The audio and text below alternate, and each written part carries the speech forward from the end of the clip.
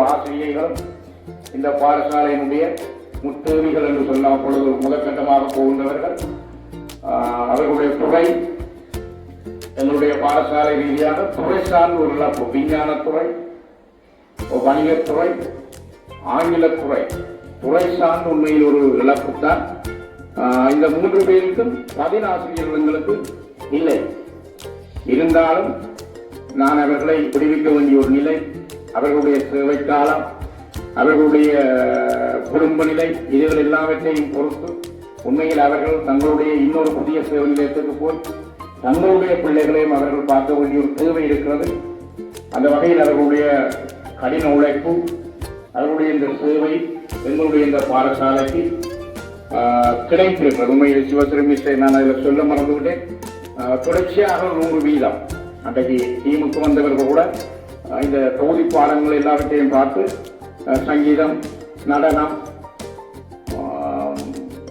நாடகம், இளைஞர், வணிகத்துறை எல்லாம் 100%. உங்களுக்கு எல்லா பாடத்துக்கும் ஆசிரியர்கள் இருக்குன்னு சொல்லி 7 ஆசிரியர்களுடைய பாடசாலையிலிருந்து ஒலிக்கிற ஒரு நிலை ஒன்று வந்திருக்கிறது. உங்களுக்கு எல்லா பாடத்துக்கும் துறை சார்ந்த ஆசிரியர்கள் இருக்குன்னு சொல்லி சொன்னார்கள், சொல்லி மகிழ்வடைத்தார்கள், பாராட்டி இருந்தார்கள். இருந்தாலும் இருக்கிற ஆசிரியர்கள், இன்னும் இருக்கிற ஆசிரியர்கள் 2 மடங்காக வேலை செய்யக்கூடிய திறனுடைய இருக்கிறது, பற்றி இருக்கிறது, விசுவாசம் இருக்கிறது. நிச்சயமாக அவர்கள் அந்த இடத்தை நிரப்பி சேவை செய்வார்கள். நிறைவான சேவை எங்களுடைய பாடசாலைக்கு இருக்கும்.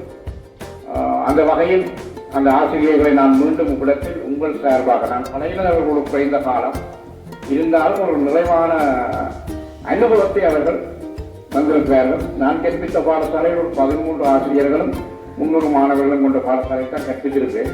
இங்கு 33 ஆசிரியர்கள் இணைப்பு என்று சொல்லி 34, 35 ஆசிரியர்கள் கூட 300க்கும் மேற்பட்ட மாணவர்கள் கூட ஒரு பெரிய சமூகத்தோட வேலை செய்கிற எனக்கும் ஒரு புதிய அனுபவம், ஒரு பக்குவத்தை கூட எனக்கு தந்திருக்கிறது.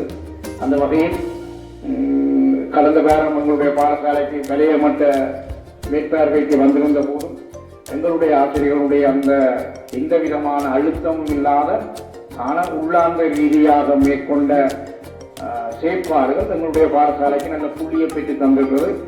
உங்களையும் பிள்ளைகள் பாராட்டியிருந்தார்கள். முதலாவது எங்களுடைய சம்பவத்தில் என்ற புத்தகத்தில் மாணவர்களுடைய அந்த காலை பிரார்த்தனை சிறப்பாக இருந்தது என்று சொல்லி குறிப்பிட்டிருந்தார்கள்.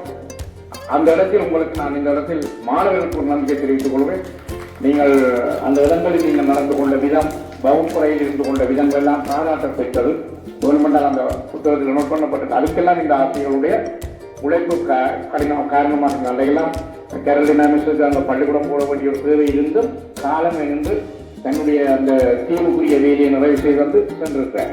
இப்படி ஒவ்வொரு ஆசிரியையும் தன்னுடைய வேலை போல இருந்தாலும் விடயங்களினோட கதைத்து பேசி தங்களுடைய பிரச்சனையை எனக்கு எடுத்து கூறி எனக்கு எங்கள் பள்ளிக்கூட பிரச்சனையை விளங்கிக் கொண்டு தீர்வு கண்டு கொண்டு செல்வார்கள்.